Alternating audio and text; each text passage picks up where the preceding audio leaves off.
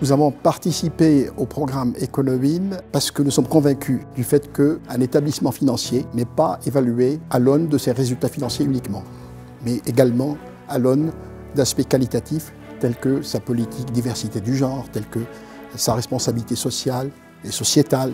Donc c'est la raison pour laquelle, principalement, nous avons souhaité participer à ce programme. Dans le cadre du projet Diversité des genres, nous avons travaillé sur une action de sensibilisation de nos managers, notamment pour la perception et enlever certains stéréotypes qui sont des freins à l'évolution de la carrière de l'agente féminine au sein de l'entreprise. La formation GDM m'a encore plus sensibilisée sur la problématique de la diversité des genres. À mon sens, un préalable devrait être fait pour le changement des préjugés et des cultures actuelles en termes de partage et d'équité entre hommes et femmes, je pense même à l'école. Par ailleurs, cela faisait quelque temps que les partenaires sociaux ont posé la question et ont émis le souhait que la femme soit promue, en tout cas soit prise en compte dans la politique de valorisation des compétences, de la politique de promotion de son capital humain. À partir de là, nous avons établi donc un plan d'action qui est d'abord de communiquer autour de la nouvelle politique que nous voulons impulser en matière de gestion des ressources humaines,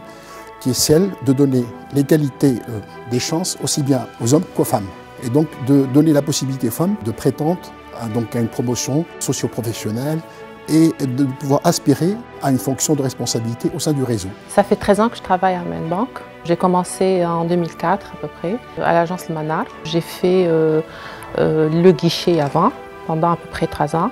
Ensuite, je suis devenue analyste de crédit jusqu'à 2011 où j'étais nommée second de l'agence. Et à partir de 2016, grâce au partenariat entre Amen Bank et la GIZ, j'ai été promue la première femme chef d'agence. Le changement après un an de partenariat avec la GIZ, c'est qu'on a réussi à faire évoluer un petit peu la mentalité de nos managers grâce aux différentes formations en collaboration avec la GIZ qu'on a tenue ici à Amen Bank. Nous les avons sensibilisés à cette approche DG. L'axe de travail en externe consiste à l'élaboration d'une convention de collaboration avec le ministère de l'Enseignement supérieur, notamment qui va nous permettre de drainer les meilleurs éléments de nos facultés tunisiennes.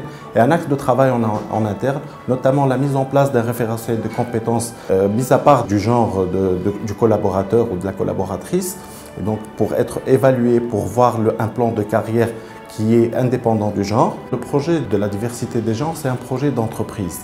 En effet, il touche non seulement au process, que ce soit au niveau ressources humaines, de recrutement, d'intégration, de formation, etc.